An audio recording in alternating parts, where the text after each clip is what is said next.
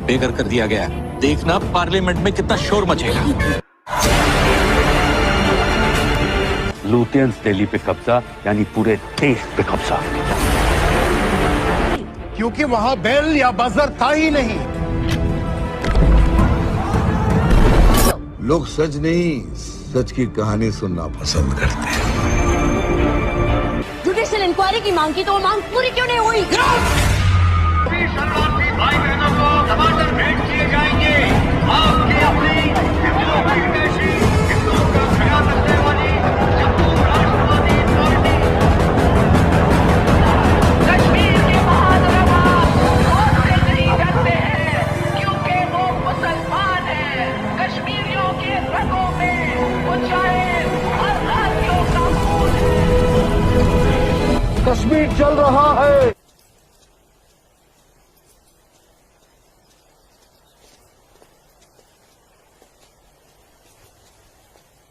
बुरहान, तुम यहाँ क्या कर रहे हो? और ये सब लोग कौन है तुम्हारे साथ? घबरा मत नूरजहां, ये सब मेरे ही दोस्त हैं और मैं तुम्हारा ही इंतजार कर रहा हूँ कई घंटों से। वैसे गई कहाँ थी तुम? वो अमीना खाला की तबीयत नासाज थी, उन्हीं की अयादत करने गई थी। अल्लाह कितनी शदीद ठंड है यहाँ। हटो बुरहान, जाने दो मुझे। पर मैं यूं ही इतने घंटों से तुम्हारा इंतजार नहीं कर रहा हूँ नूरजहां, कुछ कहना है तुमसे, सुन लो फिर चले जाना। बुझो जी भाईजान। जब तक मैं अपनी महबूबा के साथ ऊपर हूँ कोई ऊपर नहीं आएगा। जैसा आप कहें। में से ये क्या हिमाकत है? ये हिमाकत नहीं मोहब्बत है नूरजहां। कितने सालों से तड़प तड़प के दूर से देखता रहा हूँ तुम्हें, बस अब सब्र नहीं होता। पक ये मोहब्बत नहीं, ये हवस है। तुम्हारी इन्हीं हरकतों की वजह से अब्बू और भाई ने तुम्हें घर में घुस के पीटा था। तब मैं सिर्फ बुरहान था नूरजहां, एक कश्मीरी बेरोजगार नौजवान। अब मैं हूँ एक जहादी कमांडर बुरहान वानी। तुम जहादी बन गए? सुमाचो पागल को। हाँ, पागल हो गया हूँ तुम्हारे इश्क में। दीवानों की तरह दर दर भटक रहा था तुम्हारे पीछे पीछे। तुम्हारा लम्स तो क्या, तुम्हारे दीदार तक नसीब नहीं होते थे। तभी अल्लाह के एक बंदे ने मुझे जिहाद का रास्ता दिखाया, और जिस रास्ते पे चलकर जीते जी तुम जैसी परी मेरी आगोश में होगी और मरने के बाद जन्नत की हूरें मेरे सीने से चिपकी होंगी। चलो आज मैं तुमसे निकाह करूंगा। तुम गलत कर रहे हो, छोड़ो। निकाह? वो भी तुम जैसे जिहादी से? हरगिज़ नहीं। खामोश। क्या तुझे नहीं पता कि वादी में कोई लड़की किसी जिहादी की फरमाइश ठुकराकर जिंदा नहीं रह सकती? जिसे तू जिहाद कह रहा है वो जिहाद नहीं, फसाद है। और तुझ जैसे फसादी के ऊपर मैं थूकती हूँ।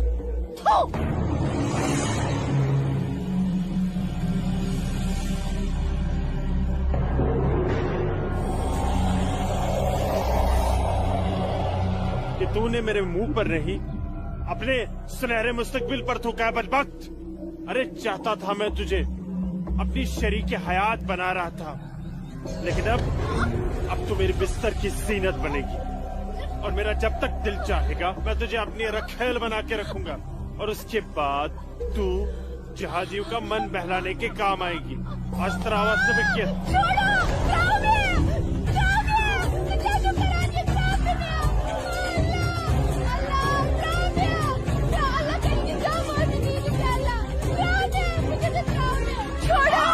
मेरे मुंह पे थूका था।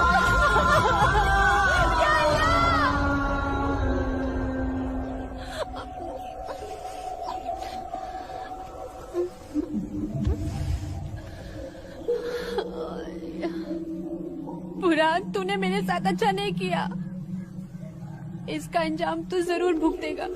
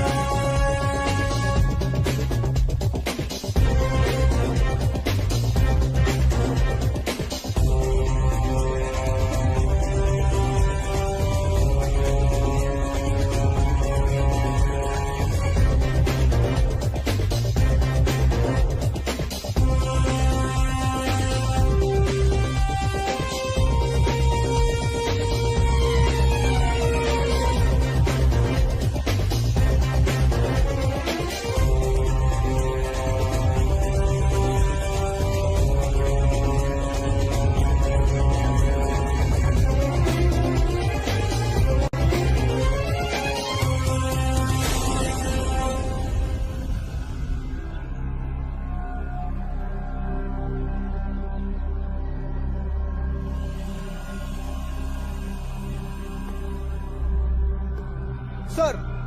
Target 1 fire.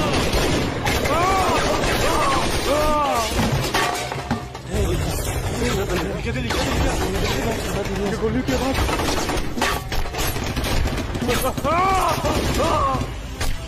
क्या हुआ बुरहान भाई? ठीक चुका? क्या वहाँ नुकसान ना हो? क्या ठीक चुका? हाँ हाँ।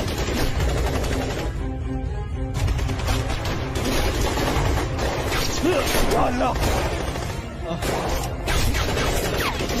अपना असला उठाओ और तैयारी करो। हाँ जी भाईजान। नून बंदूक दियो। चलो समझ गए। पक्को ब्रो, पक्को ब्रो।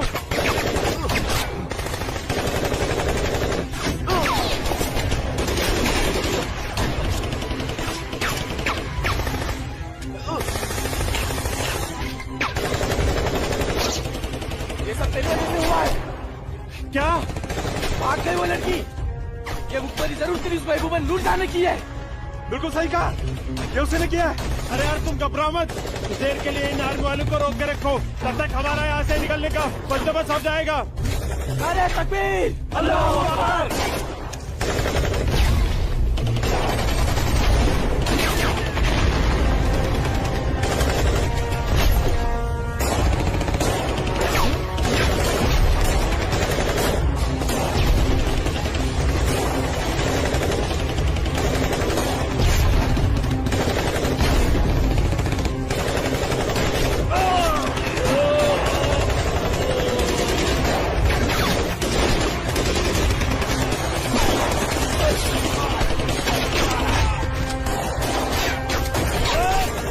अमन का मैं बुलाता हूँ, तुम मेरी जगह संभालो। ओके।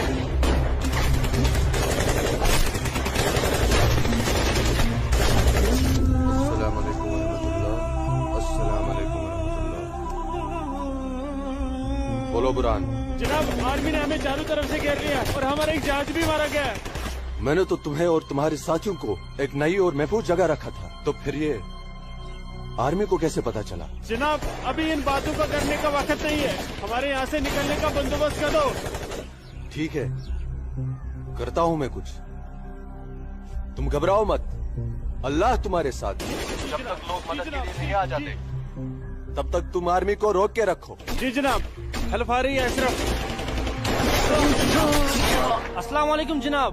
सलाम छोड़ो और काम की बात सुनो। अपने सारे लड़कों तक ये पैगाम पहुंचा दो कि वो बमदोरा कोकरनाग पहुंच जाए। वहाँ पे हमारे 6 जिहादी फंसे हुए हैं। ठीक है जनाब, आप समझिए लड़के पहुंच गए। लेकिन ये आर्मी को कैसे पता चला? ये इंडियन आर्मी भी ना सूंघ ही लेती है।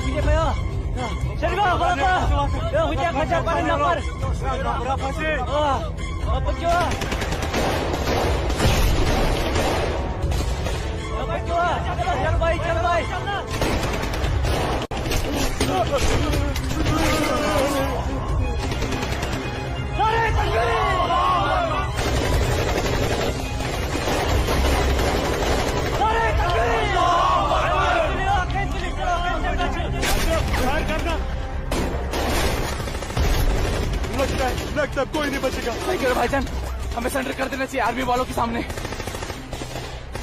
कैसे बेवकूफों जैसी बातें कर रहे हो? चुप रहो। अबे चुप! अरे वो वक्त नहीं है जब आर्मी वालों के सामने सरेंडर कर दिया करते थे और वो पकड़ कर जेल में डाल दिया करते थे। अब मोदी सरकार है, मोदी सरकार में सरेंडर करने जाएंगे तो हाथ उठाते ही फौजी यहाँ सीने में गोली मार देंगे। छोटे छोटे छोटे छोटे मुझे चल ले अशरफ। हराम जादे, ये सब तेरी वजह से हुआ है। हाँ, तूने हम सबको बेवकूफ बनाकर जिहादी बना दिया।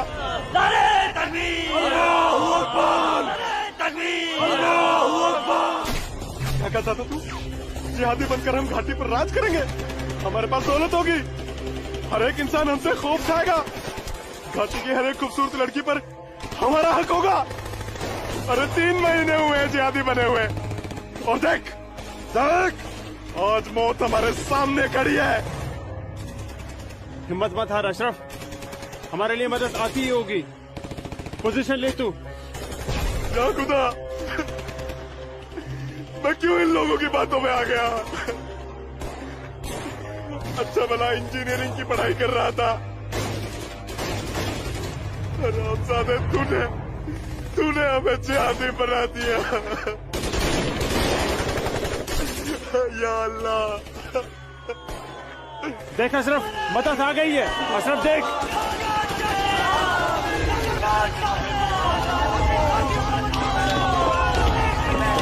नाराए तकबीर, अल्लाहू अकबर। अशरफ उठ।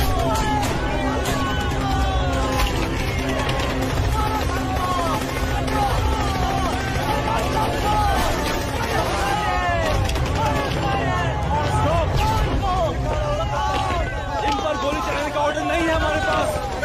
इन पर गोली चलाई तो कल ह्यूमन राइट्स का मामला खड़ा हो जाएगा। अशरफ नीचे बैठ।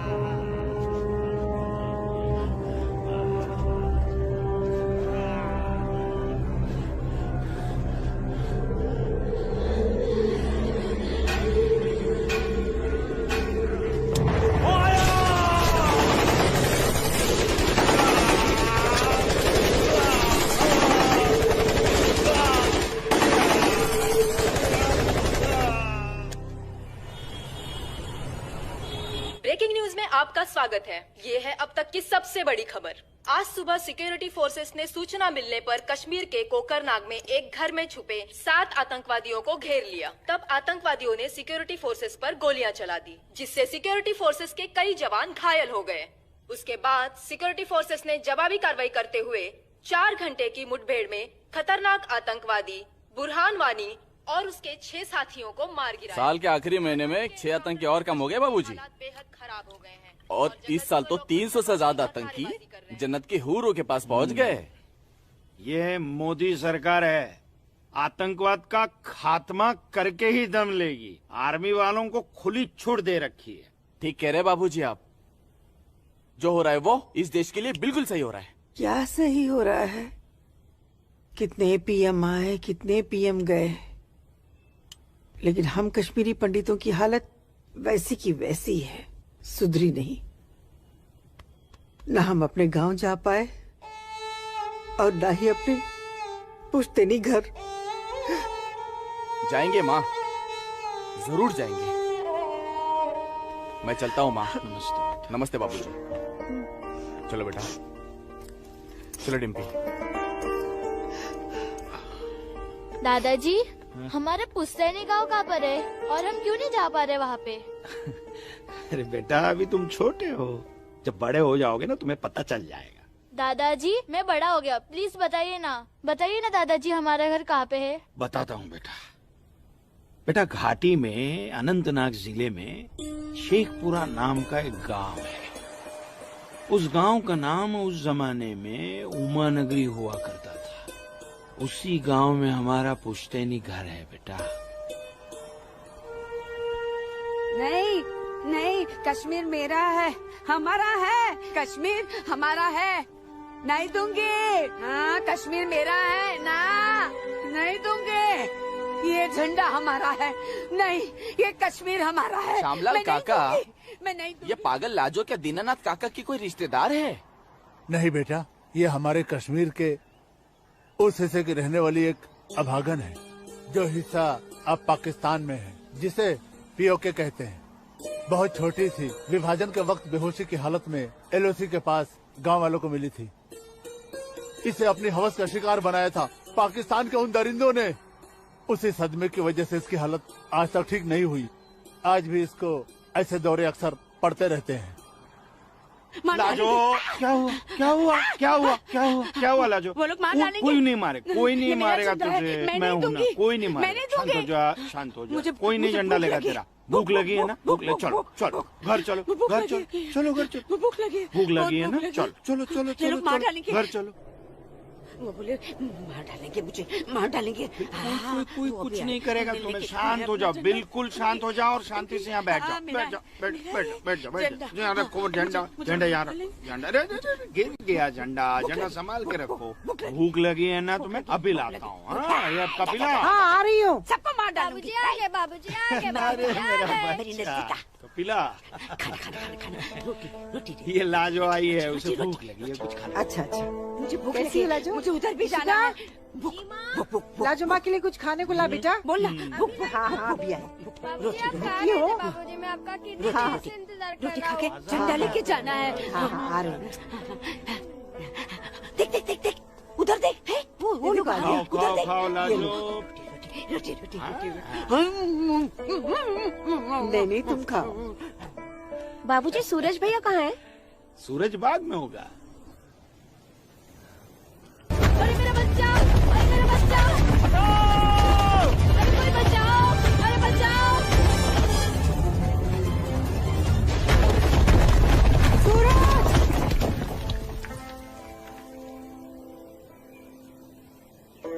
अरे मेरा बच्चा।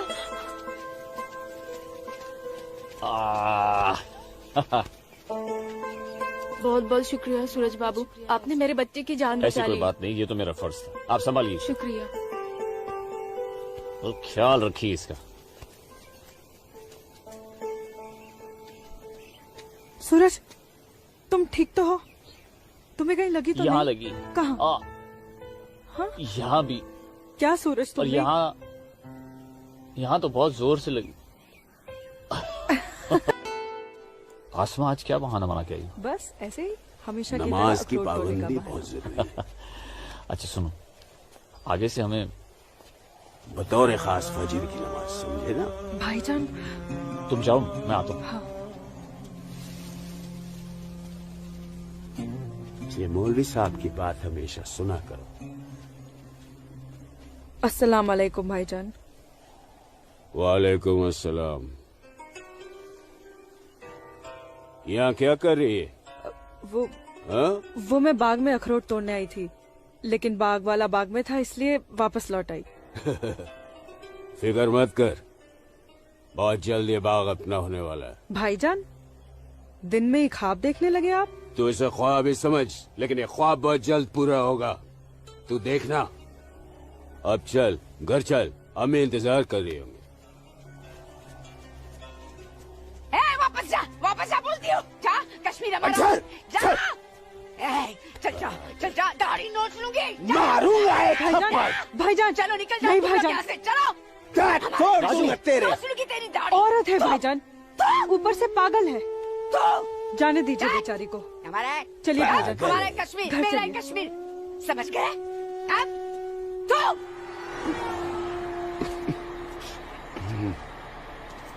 क्या करे बेटा, सब खत्म हो गया। ये भैरव के चुटकुले भी बड़े मजेदार हैं। अरे आइए आइए गिरधारी जी, आइए। नहीं नहीं, रुक जा। नमस्कार। क्या बात है, तबीयत तो ठीक है ना? नमस्ते। आप अनंतनाग गए थे ना? जी हाँ, इतनी देर हो गई, क्या बात है? सुबह से कोर्ट के चक्कर काट रहा था दीनानाथ जी। बैठिए बैठिए बैठिए। बैठिए चाचा, बैठिए। क्या हुआ फैसला? क्या होना था फैसला दीनानाथ जी, जो डर था वही हुआ। कोर्ट ने मेरी सारी जमीन उस मुस्तफा डार के नाम से कर दी, जो ठेके पर मेरा खेत जोतता था। कुछ नहीं बचा। अब ना तो वो जमीन हमारी रही चाचा जी, और न ही उस जमीन का मुआवजा हमें मिलेगा। क्या करें अब हम? क्या कहूँ, कुछ नहीं कर सकते बेटा।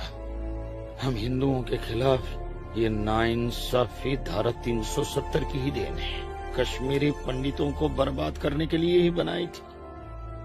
अब आप ही बताइए दीनानाथ जी, हमारे बच्चों के भविष्य का क्या होगा? गिरधारी जी, संभालिए अपने आप को।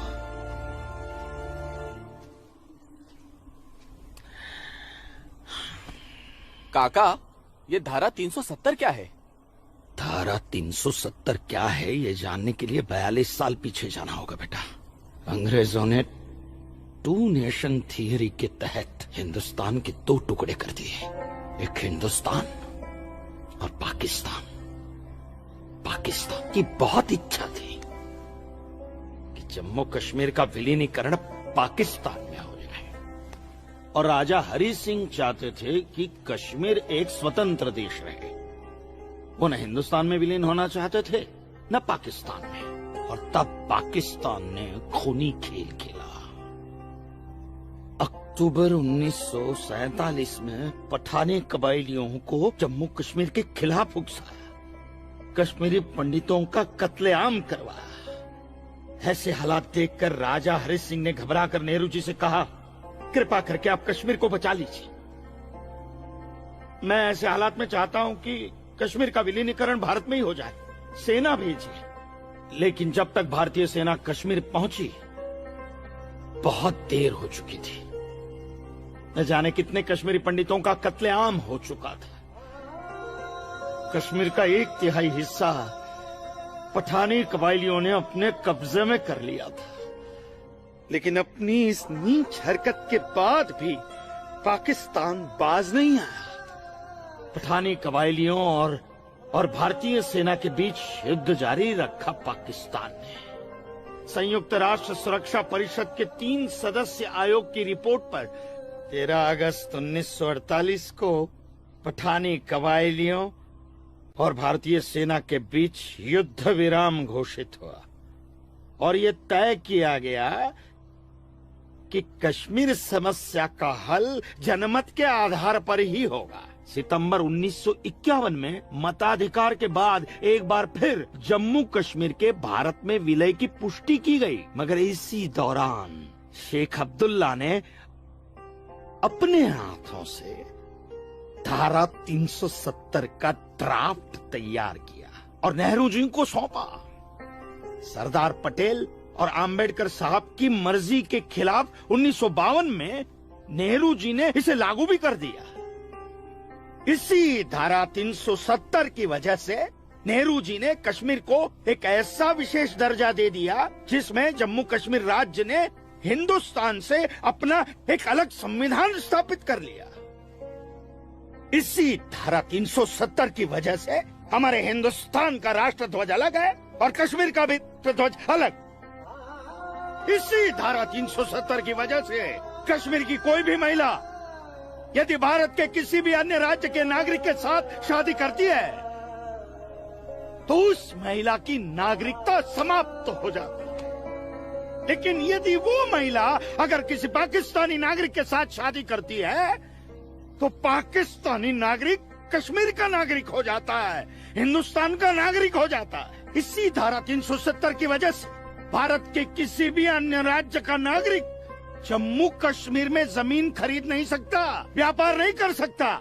लेकिन जम्मू कश्मीर का नागरिक भारत के किसी भी अन्य राज्य में जाकर अपना व्यापार कर सकता है, जमीन खरीद सकता है, कुछ भी कर सकता है। अरे ये बिग लैंड एबोल्यूशन एक्ट क्या है पता है? यदि जम्मू कश्मीर का कोई भी मुसलमान जमीन ठेके पर लेकर खेती करता है तो कश्मीर की सरकार उस हिंदू को बिना मुआवजा दिए वो जमीन जबरन उस मुसलमान को दे सकती है। ये है बिग लैंड एबॉलिशन एक्ट, ये है धारा 370-35 से, और इसी का नतीजा है ये गिरधारी जी का फैसला। और सिर्फ यही नहीं, ये जो सरकार की ऋण निरस्तीकरण योजना है ना, इसके अंतर्गत उन सारे मुसलमानों का कर्जा माफ कर दिया जाएगा जो उन्होंने हिंदुओं से लिया। बताइए।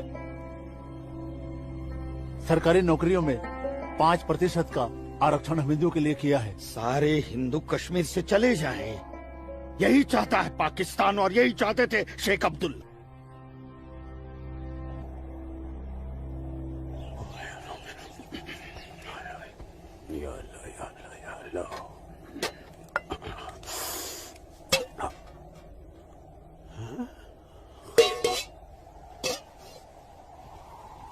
खाली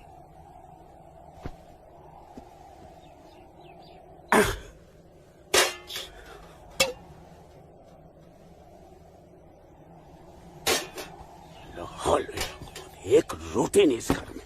अल्लाह ताला सब ठीक कर देगा। अम्मी, घर में रोटी है कि नहीं? घर के हालात देख रहा है तू? खाने वाले इतने सारे और कमाने वाले ये अकेले तेरे अब्बू। रोटी है कि नहीं? ए जब्बार, कितनी आसानी से पूछता है ना अपनी अम्मी से, रोटी है कि नहीं? रोटियां कमाई जाती हैं, न कि डिब्बों में हाथ डालकर मांगी जाती है। यही रहता है ना तू, इसी घर में रहता है ना तू। इल्म है कि कितने दिनों से तेरा ये बाप यहाँ बेरोजगार बैठा है? नहीं, आटा खत्म हो गया है, बस चंद दिनों के लिए थोड़े से चावल बचे। वो भी जमाने थे सलमा, जब हमारे हिंदू भाई बुला बुला कर हमको खेतों में काम दिया करते थे, और अब इस जैसे मुसलमान की वजह से वो हमसे नजरें चुराने लग गए। ए मेरे परवरदिगार, अगर तूने पेट दिया है तो खाना भी जरूर देगा, और ऐसे मौजूदा हालात में मेरे शौहर को काम भी जरूर देगा। कैसे देगा काम, और क्यों देगा काम? वो क्यों? हजारों सालों से हम जैसे मुसलमान हिंदू भाइयों के खेतों में काम करते चले आए, और आज इस जैसे मुसलमान उनके खेत छीनने में लगे। जब उनके खेत छीने जाएंगे तो वो हमको काम देने में डरेंगे नहीं? जबरन किसी के खेतों पर कब्जा करने वाले को अल्लाह माफ करेगा। तू बड़ी काफिरों की तरफदारी कर रही है? हम मुसलमान जो कर रहे हैं वो ठीक कर रहे हैं। तो आप क्यों हाथ पर हाथ धरे बैठे हैं भाईजान? जाइए आप भी कब्जा लीजिए 2-4 खेत। मुझे छोटे मोटे खेत नहीं चाहिए, उमा नगरी के सबसे बड़े अखरोट के बाग पे मेरी नजर है, और अल्लाह ने चाहा तो कुछ दिनों में वो मेरे कब्जे में होके रहेगा। अरे शर्म कर ले, शर्म कर ले जब्बार, शर्म कर ले। शर्म से या तो तू डूब मर, या कह दे अपने अब्बू से कि वो शर्म से डूबकर मर जाए। कब्जा बेटा, कब्जा ये जो लफ्ज है ये हमारे इस्लाम में है ही नहीं। हमारा मजहब क्या सिखाता है? इस्लाम यही सिखाता है कि आपस में बैर नहीं रखना है। इस्लाम तो अमन प्रस्त मजहब है। कब्जा, इस लफ्ज के बारे में सोचना भी गुनाह है। गुनाह और सवाब क्या है ये आप मुझे मत सिखाइए। मैं दिन रात उलेमाओं के साथ ही बैठता उठता हूँ। हाँ, दिख रहा है, उलेमाओं के साथ की सोबत नजर आ रही है। बरखुरदार, सिर्फ लंबी दाढ़ी रख लेने से कोई मुसलमान नहीं बनता। दाढ़ी सुन्नत रसूल है। सुन्नत रसूल शादी भी है। शादी मैंने की थी, लेकिन वो बददीन निकली तो उसे तलाक दे दी। अरे कोई कमी नहीं थी तेरी बीवी में। इन मुल्लाओं के साथ रह रहकर ना तुम जिंदगी में कमा पाए, ना उसे खिला पाए, और फिर बड़ी आसानी से तुमने उसे तलाक दे दी। चेहरा देखा है अपने शीशे में? क्या थे तुम? हे गबरू जवान, हाँ, और क्या हो गए हो? हुलिया देख रहे हो? जी जी जी जी जी। जब्बार भाईजान, आ रहा हूं मैं। चलिए, खुदा हाफिज। खुदा हाफिज आप लोग को। बदसात, देख रही हो सलमा, देख रही हो इसको? अल्लाह बचाए इसको और इसको इसकी सोच से। अल्लाह बचाए। अस्सलाम वालेकुम भाईजान। वालेकुम अस्सलाम। ईशा के बाद मौली साहब ने हम सबको बुलाया है। अच्छा जी भाईजान। तो चलिए हम लोग चलते। बाकी साथियों को इत्तला कर दी? जी हाँ जी भाईजान। हाँ, आप बाकी साथियों को इत्तला कर दीजिए, शाम को मिलेंगे और मिलिए मस्जिद पे मगरिब के बाद।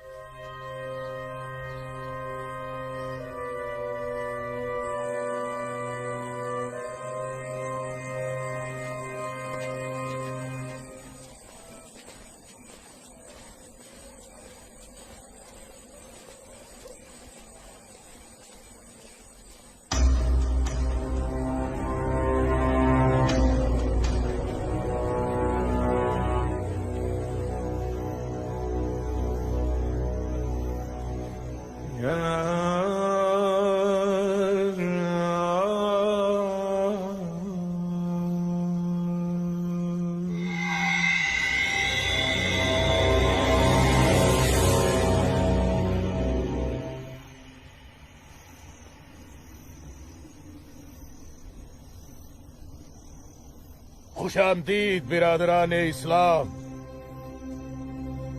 आप लोगों को जानकर खुशी होगी कि इस्लाम के सच्चे अलंबरदार पाकिस्तान के साबिक वजीरों की तरह मौजूदा वजीर आजम भी आपके इस खित्ते की आजादी के लिए दुआगो हैं और किसी भी किस्म की मदद के लिए भी तैयार है।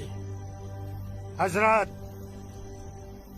आपके जम्मू कश्मीर को नापाक काफिरों के चंगुल से बचाने के लिए हमने 1965 में और 1971 में हिंदुस्तान के साथ जंग लड़ी थी, लेकिन हमारी बदकिस्मती रही कि हम कामयाब नहीं हो सके। और दूसरी बदकिस्मती ये रही कि हमारे मशरकी पाकिस्तान को हमसे अलग करके हिंदुस्तान ने एक नया मुल्क बांग्लादेश खड़ा कर दिया। लिहाजा हमारे जख्म तब तक नहीं भरेगा जब तक कि हम कश्मीर को हिंदुस्तान से अलग करके अपने पाकिस्तान में शामिल नहीं कर लेते। मेरे प्यारे मुस्लिम भाइयों, जैसा कि आप सब जानते हैं कि हम तादाद में कम हैं, इसलिए जंग की सूरत में हमारी हार तय है। इसलिए इस बार आपको सामने रहकर ये लड़ाई लड़नी होगी। हम पीछे रहकर आपकी भरपूर मदद करेंगे, तो आप हिंदुस्तान में ऐलान जंग कर दीजिए। लेकिन बिरादरान, एक बात याद रहे, कुछ लोगों के बागी होने से कुछ नहीं होने वाला। पूरे कश्मीरियों को एकजुट होकर हिंदुस्तान के खिलाफ ये लड़ाई लड़नी होगी, तब हम जीतेंगे। लेकिन जनाब, अगर कश्मीरी हिंदुओं ने इस बगावत में साथ देने से इनकार कर दिया तो? उनके पास इसके अलावा और कोई रास्ता भी नहीं है। धारा 370 की वजह से जम्मू कश्मीर के हिंदू घबराए हुए हैं और मुसलमानों का खौफ उनके दिल में बैठा है। इसलिए मुझे उम्मीद है, बल्कि यकीन है, कि वो जरूर आसानी से हमारा साथ देंगे। और अगर किसी ने अपना सर उठाया तो हम उस सर को कुचलने की ताकत भी रखते हैं। माशाल्लाह, माशाल्लाह, आपका जोश देखकर हमारा दिल भाग भाग हो गया बिरादर। शुक्रिया। अगर ऐसा ही जोश हर कश्मीर में बढ़ जाए तो कश्मीर को आजाद होने में देर नहीं लगेगी।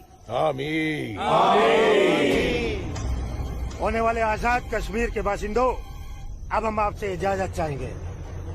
आज हमारे कमांडर साहब की सालगिरह है। वाह। और मौलवी साहब, आपको भी दावत है, आप भी हमारे साथ चल रहे हैं। आप भी तो देखिए हमारे पाकिस्तान के हुक्काम किस तरह से जिंदगी का लुत्फ लेते हैं।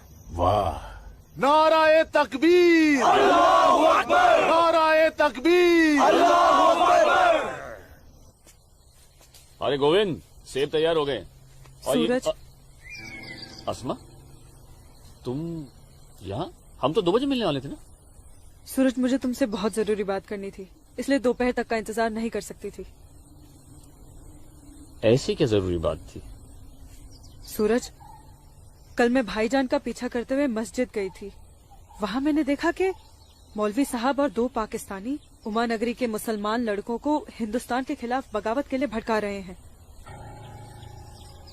ये पाकिस्तान के पास कुछ काम धंधा तो है नहीं, और ना ही पाकिस्तान की इतनी हिम्मत है और ताकत है कि हिंदुस्तान का कुछ बिगाड़ सके।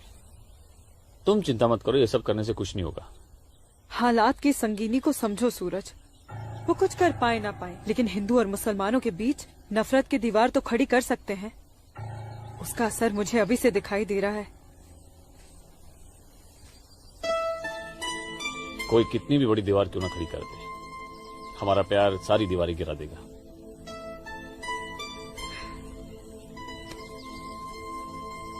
मुझे बहुत डर लग रहा है सूरज। अगर ये सब सच हो गया और मैं तुमसे जुदा हो गई तो मैं जीते जी मर जाऊंगी। अस्मा, हमारा प्यार इतना कमजोर नहीं है, और अपने प्यार को इतना कमजोर मत समझो। मैं वादा करता हूं, जीऊंगा तो तुम्हारा हाथ पकड़कर, और मरूंगा तब भी तुम्हारा हाथ पकड़कर मरूंगा।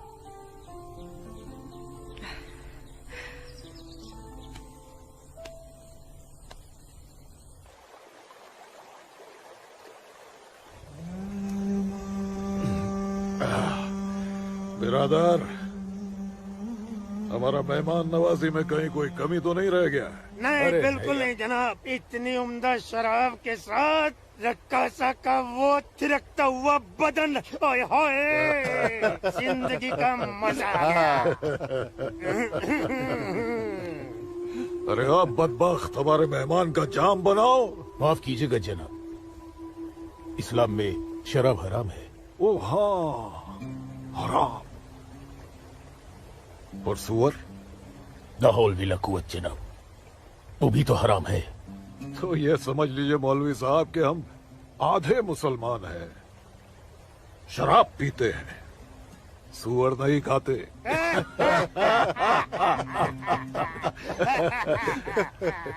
इन दोनों से बहुत तारीफ सुनी है आपकी मौलवी साहब। मकबूजा कश्मीर को भारत से अलग करने में बहुत अहम किरदार निभा रहे हैं आप। मैं इसे अपना फर्ज समझता हूँ। आपने जम्मू कश्मीर के जो 10 गांव हमारे जिम्मे सौंपे थे, उन 10 गांव में हमने हिंदुस्तान के खिलाफ बगावत का भरपूर जहर भर दिया है। जी जनाब, कश्मीर के वो नौजवान मौलवी साहब की वजह से हमारे लिए कुछ भी करने को तैयार हैं। बहुत खूब, बहुत खूब। शाबाश। लाओ। हमारे सियासतदानों का मानना है कि अगर जम्मू कश्मीर के जवान लड़के कश्मीर की आजादी के लिए इंडिया से बगावत कर लें तो हिंदुस्तान की फौज उनकी बगावत को कुचलने के लिए जरूर आएगी। और ऐसे वक्त में अगर उनके पास ऐसे हथियार होंगे तो बगावत का रंग ही कुछ और आएगा। बिल्कुल ठीक फरमाया आपने जनाब, लेकिन हमें अपने मकसद में कामयाब होने के लिए बहुत सारे पैसे की भी जरूरत पड़ेगी। हाँ हाँ, आपकी उस ख्वाहिश का ख्याल भी रखा गया है।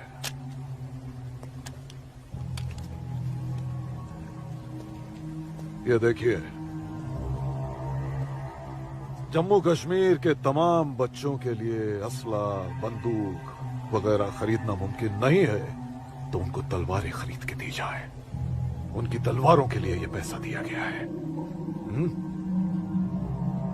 लीजिए। और एक काम कीजिए, इसमें से आधा पैसा आप दोनों आपस में बांट लीजिए। जी बिल्कुल। और आधा मौलवी साहब को दे दीजिए। इनकी नजर इनायत भी हमारे लिए बहुत जरूरी है। जी जी, हक बनता है, इनका हक बनता है। लेकिन जनाब, जी बिल्कुल बिल्कुल। फिर तलवारें खरीदने के लिए पैसे कहाँ से बचेंगे? अरे अपनी जेबों का भी तो ख्याल रखना है। मत खरीदो, मत खरीदो तलवारें। इन बदबख्त कश्मीरियों की आजादी के लिए हम ही सब कुछ करें, वो अपनी कौम और अपने मुल्क के लिए 2 तलवारें तक नहीं खरीद सकते। ये कैसी बगावत है? लानत है। अरे सुन सुन, रुक जा रुक जा, रुक जा। मदरसे में अच्छी तरह पढ़ाई करना। अम्मी, मदरसे के साथ साथ इन्हें स्कूल भी भेजा करो। कभी जिंदगी में कुछ करना चाहेंगे तो स्कूल की पढ़ाई काम में आएगी। नहीं अम्मी, हम स्कूल में नहीं पढ़ने जाएंगे अम्मी। क्यों बेटा? हाफिज जी कहते हैं जहाँ काफिरों के बच्चे पढ़ते हैं वहाँ मत पढ़ा करो। सुना आपने अम्मी? छोटे छोटे बच्चों के जहन में कैसी नफरत भर रहे हैं ये लोग। ऐसे मदरसों में पढ़कर आखिर इनका मुस्तकबिल क्या होगा? नमस्ते कौल साहब। नमस्ते इस्लामुद्दीन, कैसे हो? ठीक हूँ दीनानाथ जी। बैठो। जी शुक्रिया। अरे ऊपर बैठो, जी, नीचे क्यों जी। बैठ रहे हो? जैसे आप कहें। बैठो। अरे वो इस्लामुद्दीन है, तुम डरो मत इस्लामुद्दीन, कुछ नहीं करेगी वो। बैठो। कपिला, ऐसे नहीं करते। ये अच्छा आदमी नहीं, दाढ़ी वाला। ले जाओ। ये अच्छा आदमी नहीं। लाजो क्या कर रही है? नहीं, तो लाजो क्या कर रही है? अरे ये वो नहीं है, ये अच्छा आदमी नहीं है। मैं कहती हूँ उसको निकालो इधर से, निकालो। कुछ नहीं करो। नोच डालो साले की दाढ़ी, नोच डालो। उसकी बात का बुरा मत मानना इस्लामुद्दीन। तुम जानते हो वो दाढ़ी देखकर अपना आपा खो बैठती है। जानता हूँ जनाब, बहुत जुल्म हुआ है बेचारी के साथ। कहो क्या काम था? बस मालिक, वो आपके अखरोट की फसल की बात करने आया हूँ। इस साल कितना दाम दोगे? मैं क्या बताऊं, पिछले साल 4 लाख दिए थे। हाँ, इस बार 50,000 और बढ़ा दीजिए। 50,000? नहीं बाबूजी, इस बार 7 लाख रुपए से 1 रुपया कम नहीं लेंगे हम। 7 लाख तो बहुत ज्यादा होते हैं सूरज बाबू। मैं क्या पूरा गांव नहीं दे पाएगा? ना दे, मैं अपनी फसल खुद जम्मू की मंडी में लेकर जाऊंगा, वहाँ मुझे इसके दुगने दाम मिलेंगे। ठीक है, तो फिर मैं सोच के बताता हूँ। चलता हूँ जनाब। 7 लाख चाहिए इन्हें। बाबूजी, अगर ये 6.5 लाख रुपया दे तो ही हाँ करिएगा, नहीं तो मैं तो जम्मू जा ही रहा हूँ। ठीक है।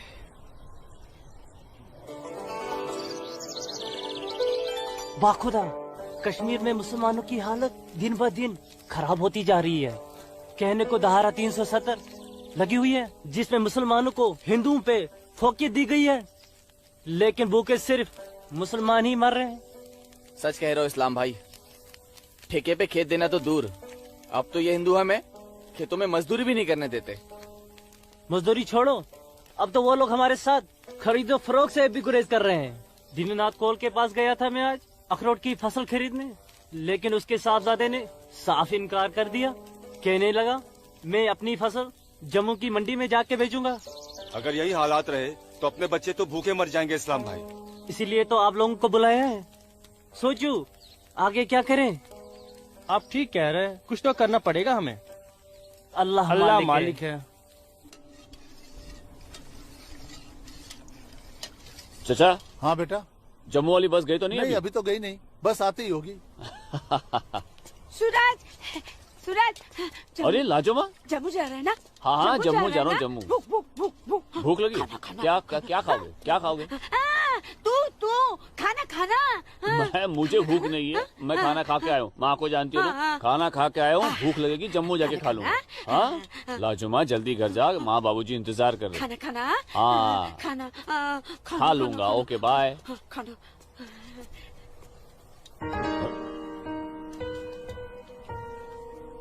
आसमा, आसमा तुम यहाँ क्या कर रही हो? मैं उस गोलगप्पे वाले को देख रहे हो? उसे ही देखने चली आई मैं। है ही इतना खूबरू वो, खुद को रोक नहीं पाई मैं। अरे मैं इसलिए पूछ रहा था क्योंकि जम्मू से आने के बाद तो मिलने ही वाले थे हम लोग। तो ठीक है, वापस चली जाती हूँ। अरे आसमा, अब आई गई तो ठीक से दीदार तो करने दो।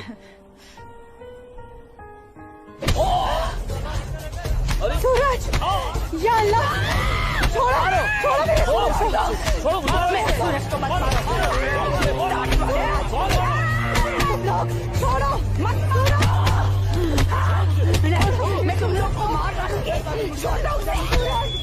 अल्लाह के वास्ते छोड़ दो। लाजुमा, लाजुमा।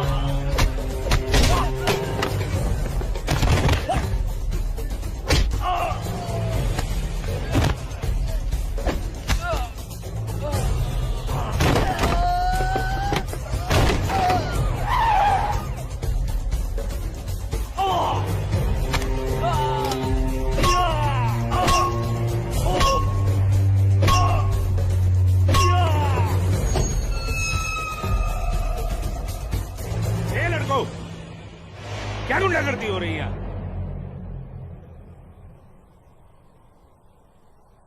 अब्दुल्ला खान के इलाके में सरेरा दंगा फसाद? इस मुल्क में कोई कायदा कानून है कि नहीं?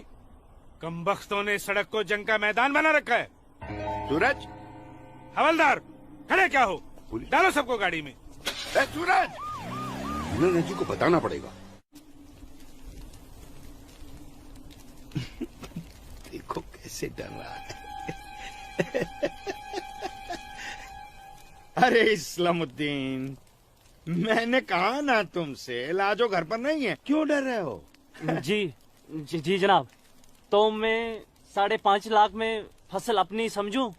अब तुम्हें कैसे समझाऊं इस्लामुद्दीन? मैंने कहा ना तुम्हें, सूरज अब बड़ा हो गया है, हा? फसल उसकी है, फसल को बेचने का हक भी उसी को है।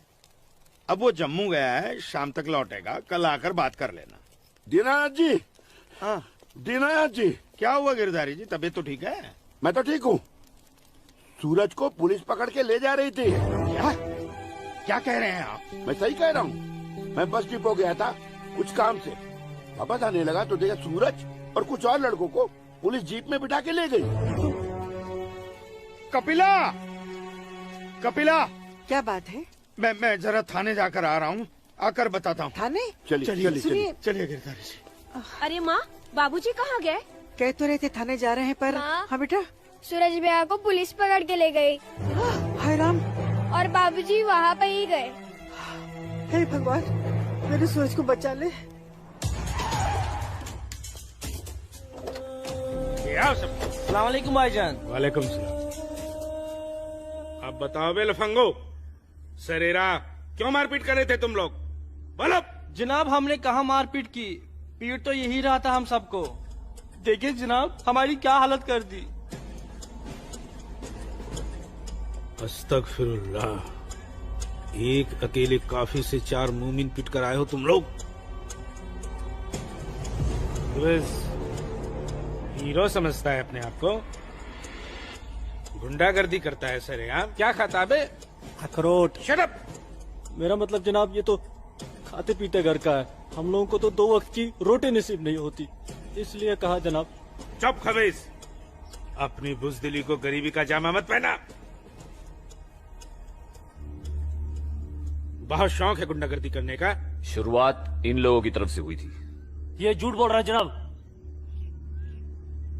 मैं सच कह रहा हूं जनाब, वो तो इन लोगों ने पीछे से वार किया है मुझ पर।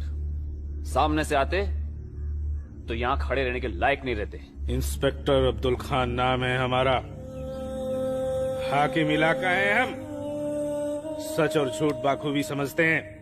कोई सबूत है तुम्हारे पास? कोई गवाह है? मेरे पास है, मेरे पास है, मैं बताती हूँ। इन चारों ने इसको मारा, मेरे सूरज को मारा। इन लोगों ने पहले मारा, ये दाढ़ी वाले। चुप मनहूस पगली कहीं की। मैंने देखा होगा बदबख्त, यहाँ पागलों की गवाही नहीं चलती। हवलदार, ले जाओ, बाहर निकालो इसे। नहीं, मेरे सूरज को मारा। डंडा दो, डंडा छोड़ो, क्या कर रही हो ये? डंडा छोड़ो, डंडा छोड़ो। छोड़ दे। माफ कीजिएगा दरोगा साहब, इसकी दिमागी हालत ठीक है। इसीलिए मैंने कहा था यहाँ पागलों की गवाही नहीं चलती। होशमंदों की गवाही तो चलती है ना जनाब। मैं आसमा बिनते अब्दुल लतीफ इस बात की गवाह हूँ कि इस नौजवान पर हमला पहले इन चारों ने किया। आप चाहें तो मैं तहरीरी बयान भी दे सकती हूँ। दीनानाथ जी, ले जाइए अपने साहबजादे को और समझाइए इसे, दूसरा मौका मैं नहीं दूंगा। जी जाइए। सूरज को मारा। कौन थी ये मोहतरमा? कहीं और देखो तो ना नहीं कितनी बेरहमी से मारा है मेरे बच्चे को। देखो ना कैसे जख्मी कर दिया है। जोर से लगा। मैं लगा लिया, चुप हो जा। बैठ जा। ठीक हूँ ठीक हूँ ठीक हूँ, मैं ठीक हूँ यहाँ पे लाडो लगा। माँ, ठीक हूँ। हाँ माँ माँ,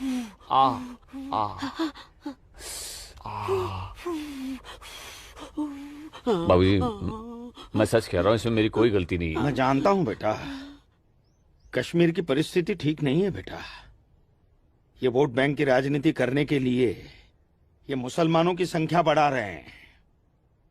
अब उनके बच्चों के पास काम धंधा नहीं है, रोजगार नहीं है, तो बच्चे लूटपाट के अलावा क्या करेंगे?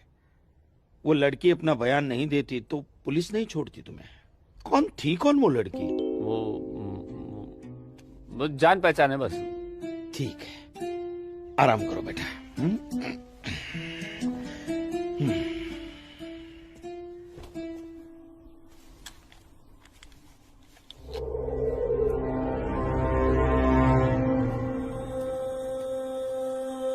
जनाब आदाब। अब्दुल जब्बार, कैसे हो मियाँ? ठीक हो जनाब। ये दाढ़ी, ये टोपी, ये इस्लामी लिबास, माशाअल्लाह खूब जस्ते हो तुम। शुक्रिया जनाब। यकीन नहीं आता कि वो मुझो लड़की तुम्हारी सगी बहन है।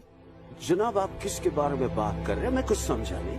मैं आसमा की बात कर रहा हूँ, तुम्हारी बहन आसमा की। कल उसकी गवाही की बदौलत 4 मुसलमान भाइयों को बड़ी बेरहमी से पीटने वाले एक काफिर को मुझे रिहा करना पड़ा। क्या नाम था उसका?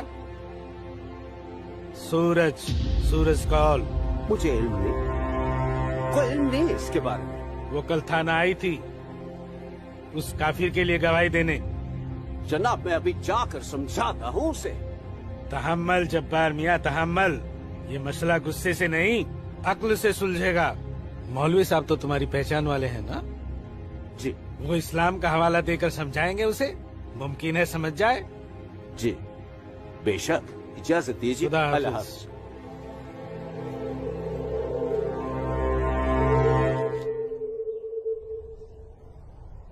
सिर्फ नाम की मुसलमान हो तुम, शर्म नहीं आई तुम्हें मुसलमानों के खिलाफ जाकर एक काफिर की हिमायत करते हुए? मैंने किसी की हिमायत नहीं की है मौलवी साहब, सिर्फ सच बोला है। तुम शायद इस्लाम के अहकाम से वाकिफ नहीं हो। तुम्हारा पहला फर्ज अपने इस्लामी भाइयों की मदद करना था, न कि उनके खिलाफ बोलना। ये आपका फरमान है, कुरान का नहीं, और न ही हमारे नबी हजरत मोहम्मद सल्लल्लाहु अलैहि वसल्लम ने ऐसा कुछ फरमाया है। क्या बकती हो बदजुबान लड़की? बकती नहीं हूँ, हदीस बयान करती हूँ। आप तो आलिम हैं, जरूर पढ़ा होगा आपने कि जब एक बार एक यहूदी और मुसलमान का मामला आप सल्लल्लाहु अलैहि वसल्लम के सामने पेश किया गया तो उन्होंने फैसला यहूदी के हक में दिया, क्योंकि गलती मुसलमान की थी।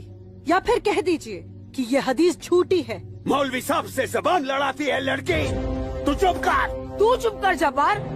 अरे हम अपने दीन से इतने नावाकिफ नहीं हैं जो किसी भी खुराफात को इस्लाम मान ले। मौलवी साहब, आपको आपका जवाब तो मिल गया होगा, है?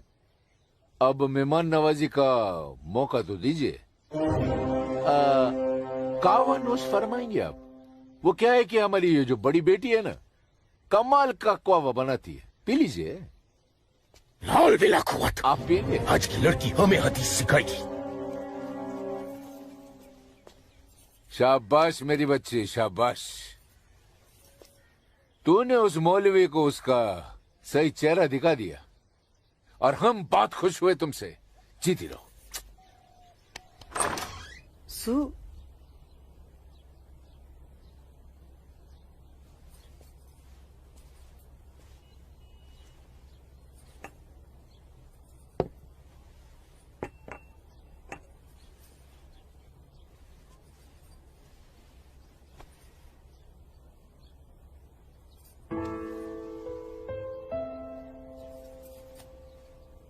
सूरज, माँ कब आई आप? मैं तो अभी आई बेटा। कैसा है? आपका बेटा हूँ माँ, ये मामूली चोट से मुझे क्या होगा? मैं जानती हूँ मेरा बेटा हिम्मत वाला है। तभी तो एक मुसलमान लड़की से शादी करने की बात अपनी जबान पर ले आया। माँ हिंदू मुसलमान तो हम खुद बने हैं, भगवान ने तो हमें इंसान बनाया है। आसमां बहुत अच्छी लड़की है माँ, और वो मुझसे बहुत प्यार करती है। और तुम? मैं भी, अपनी जान से भी ज्यादा। हे भगवान, ये तुमने क्या कर दिया सूरज? मैंने कुछ नहीं किया माँ, ये तो बस हो गया। पता ही नहीं चला कि हम दोनों कब इतने करीब आ गए। माँ, मैं आसमान से शादी का वादा कर चुका हूं। अगर मैंने अपना वादा पूरा नहीं किया तो टूट जाएगी और मैं भी जिंदा नहीं रह पाऊंगा। भगवान ना करे, कैसी बातें कर रहा है तू? तू उसे बहुत प्यार करता है ना? ठीक है, मैं भी तेरे साथ हूँ। लेकिन समाज क्या कहेगा बेटा? माँ, मुझे समाज की कोई परवाह नहीं है, मुझे अपने परिवार की परवाह है। मेरी बहन आसमा को अपनी भाभी मान चुकी है, मेरी माँ मेरे साथ है, और मैं जानता हूँ कि मेरी माँ बाबूजी को मना ही लेंगी। बहुत बदमाश है तू। ठीक है, मैं बाबूजी को मना लूंगी, लेकिन थोड़ा सा वक्त लगेगा।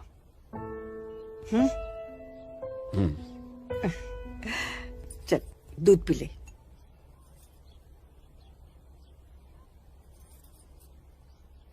उफ, सुबह से 10 बार गले लग चुकी है। मैं जानती हूँ कुछ कहना चाहती है। क्या है? माँ हो ना, चेहरा पढ़ लेती हो। वाह वाह वाह वाह वाह, सब कुछ बात करना बच्ची, खर्चे की बात मत करना। घर में एक पैसा नहीं। सुनो ना अम्मी। अम्मी, अम्मी, एक बात पूछूं अम्मी? बोलो। आप बुरा तो नहीं मानोगी? अरे बोल ना।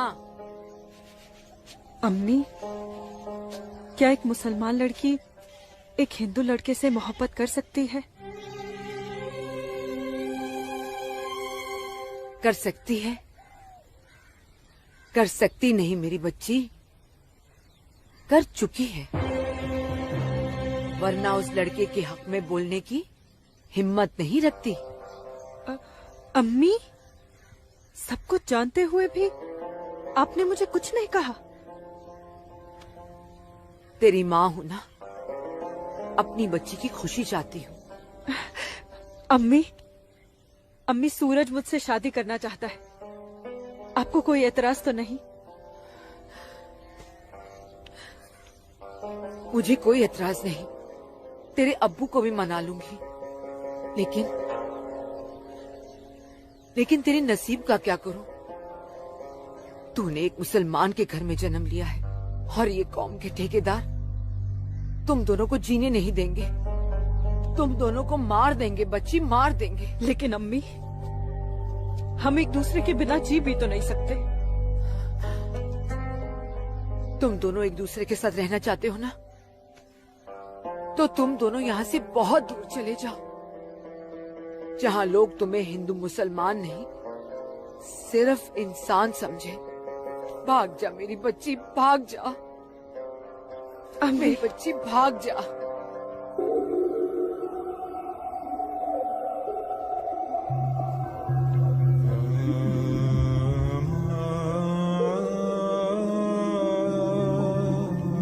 मौलवी साहब,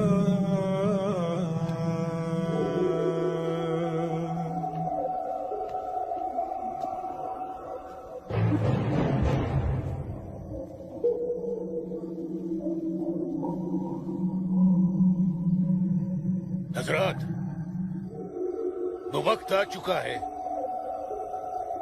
जब तुम सभी को अपने जम्मू कश्मीर को आजाद कराने के लिए हिंदुस्तानी हुकूमत के खिलाफ बगावत की आवाज बुलंद करनी होगी। नाराए तकबीर! उमा नगरी के तो हर घर में